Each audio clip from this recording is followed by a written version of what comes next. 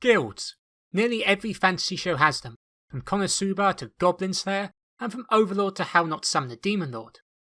How they usually work is by the guild receiving contracts from townsfolk to kill monsters or to retrieve items. The guild then advertises the quest to adventurers, and once the quest is complete, the guild then supplies the rewards for undertaking it.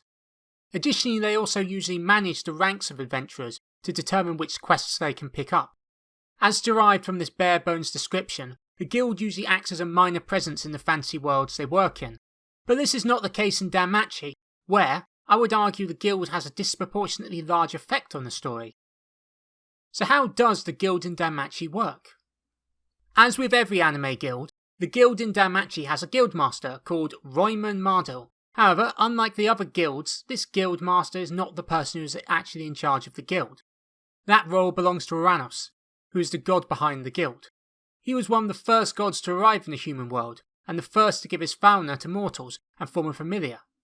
He may be in charge of the guild, but he delegates all the guild matters to Roiman, with him only intervening when necessary, as he has a much more important task to attend to, which I will cover later. Now, the major difference between the guilds in the other fantasy series and DanMachi is that the guild in DanMachi acts as the de facto government for Ario. This is because they are responsible for managing the monster threat posed by the active dungeon in the city, which is the only known dungeon in the world. This is done through recruiting adventurers to enter the dungeon and by setting quests for familiars to complete depending on their familiar's grade, such as in Season 4, where the Hestia familiar was sent to retrieve some items from the middle floors. It did not go well.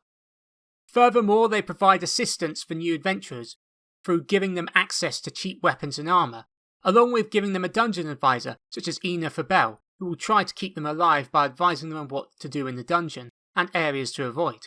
They also levy grade-dependent taxes on familiars and try to arrange for disputes to be mitigated through war games or discussions rather than through street brawls. Given the high cost of running their services, you may think that the guild would struggle to afford everything, even with their imposed taxes, and normally that would be the case if the guild did not also maintain a monopoly on the buying of magical stones that drop from the monsters in the dungeon, which can be used for lighting, cooking, and basically as a substitute for magical electricity. They use this monopoly to control trade in and out of Ario, and extract the best value for their goods.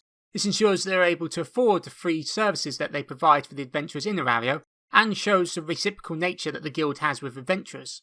As the guild assists starting adventurers, providing them with basic gear and information on the dungeon, the adventurers then sell them the magical stones they acquire from the dungeon, which the guild then sells to pay for the cost of assisting the new adventurers starting out in Ario, and the cycle repeats. For this reason, they never offer financial rewards for doing stuff in the dungeon. Instead, they only offer it for the magical stones, which is usually enough to offset any rewards that would have been offered in its place.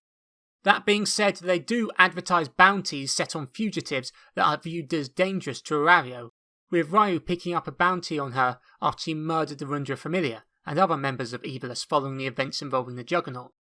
Given how physically weak the guild are compared to the other big players in Ario, such as the Frere and Loki Familiar, you may think that they would struggle to enforce their rulings, even with their financial resources, as they have no high-level adventurers working directly for them. And this is where Uranus re-enters the picture, as he has been in this prayer room beneath the guild for over a millennium, using his divinity to prevent the monsters from escaping the dungeon and threatening the population of Ario. This gives him, and thus the guild, immense leverage over the other familiars, as none of their gods want to deal with the hassle of protecting Ario from the monsters below. And I can guarantee that none of the more powerful gods want to spend the next 10,000 years sitting in a dark prayer room to prevent the monsters from escaping the dungeon, as the reason most gods came to the human world was to fuck around and enjoy life to the fullest, not waste it doing a noble deed by sitting praying in a darkened room. So to conclude, the guild acts as the de facto government of Ario, with control over the goods coming in and out of the city.